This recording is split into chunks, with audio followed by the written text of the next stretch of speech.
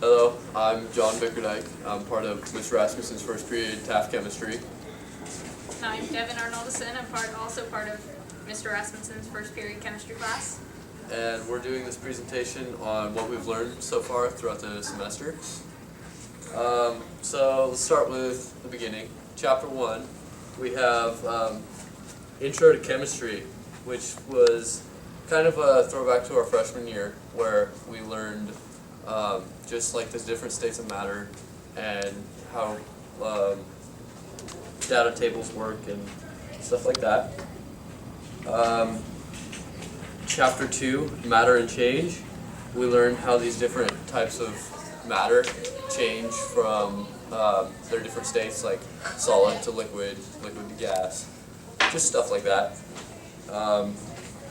Chapter 3, we learned scientific measurement, which was how accurate each substance has to be to help with accuracy and precision, so you get the formulas right and you don't, well, explode. And in chapter 4 was atomic structure, and we learned about the history of the atomic theory, which the first atomic theory was Democritus's theory back in ancient Greece. And in chapter 5 we learned about the quantum mechanical model, which is the model we use today. It is a neutron-proton center with an electron cloud that the electrons kind of just buzz around in. Chapter 6, we've got the periodic table, which is, we've got one over there, just showing like the different positive and negative charges and the masses and just that basic touch on it.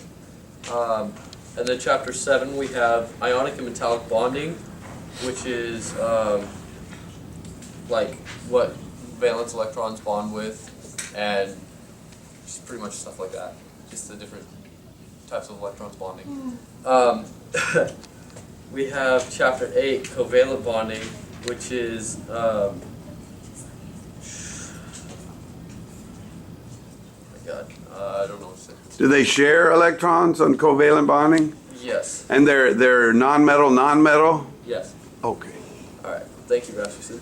And in chapter 9 we learned about chemical names and formulas. We learned about cations and anions. Cations are positively charged, and after they lose electrons they become cations, which are positively charged, and after they gain electrons they become anions, which are negatively charged. And in chapter 10 we learned about chemical quantities and the mole. The mole is 6.2 times 10 to the 23rd molecules of atoms of a substance. And that's basically all you need to know about the mole. It could be molecules too, Yeah, so. more molecules.